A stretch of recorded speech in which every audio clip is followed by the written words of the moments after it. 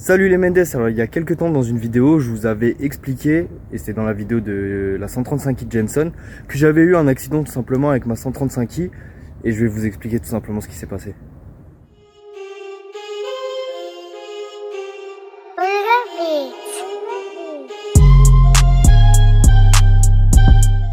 Alors il n'y a pas eu un truc de fou, mais je voulais vraiment vous faire une mini vidéo juste pour vous expliquer ce qui s'est passé. Et ça aurait pu être beaucoup plus grave, là ça va, vous allez voir que c'est pas grand chose, mais j'aurais pu perdre la voiture clairement. Alors voilà ce que ça m'a coûté, juste en tout cas sur la porte, juste ce petit éclat de peinture. Par contre, voilà. Donc je vais vous expliquer la story, vous allez voir qu'en fait j'ai eu vraiment beaucoup de chance que j'ai que l'aile qui a ramassé. C'est vrai que j'ai beaucoup de Mendes qui me bassinent avec ça depuis quelques semaines, à me dire mais mets un coup de polish au moins pour atténuer. Et le fait que l'aile soit bosselée, ça me donne même pas envie d'y toucher en fait. Donc je laisse comme ça et au final, petit spoil, le pare-choc avant va dégager. Donc je suis déjà en train de prévoir de racheter une aile et à ce moment là je ferai passer l'aile et le pare-choc en peinture au même moment, et histoire d'avoir une belle face avant. Donc en vrai c'est pas hardcore mais ça fait chier dans la mesure où la voiture, moi je l'ai eu, était vraiment nickel. Et là maintenant on voit ça, c'est beaucoup moins nickel.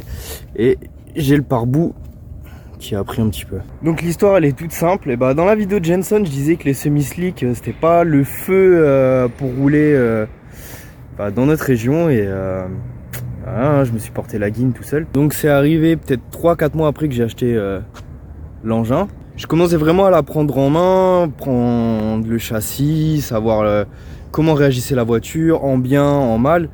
Et du coup, Bibi s'est senti pousser des ailes et il roulait sans les aides. J'avais tout simplement pris la mauvaise habitude de rester appuyé sur mon petit DTC jusqu'au bout pour enlever tout simplement l'anti-patinage et le SP.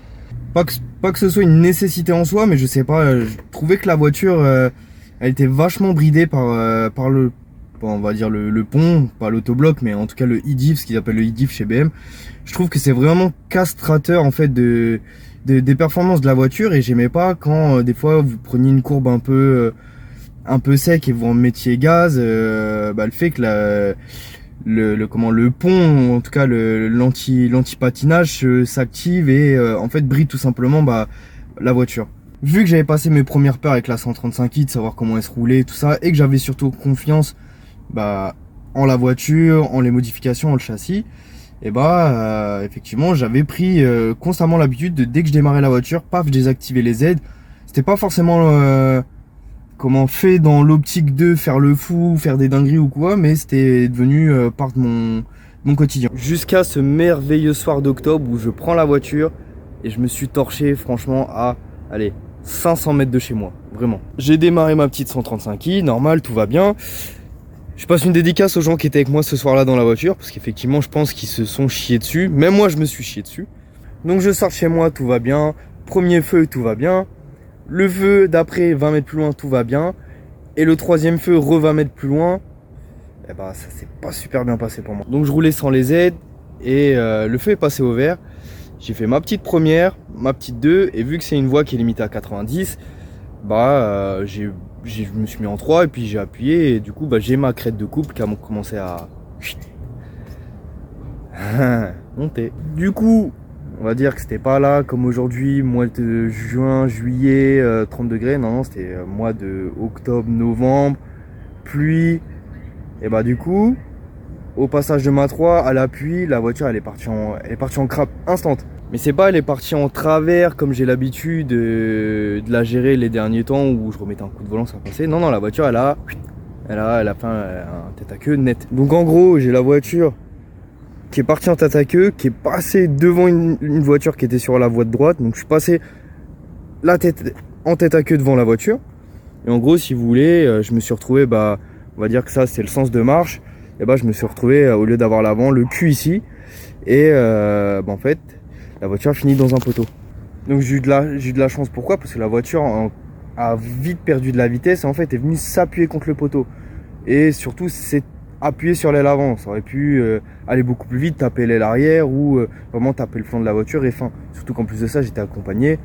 Chris, on se sait. Au final, la caisse elle était embourbée, j'étais dans le poteau.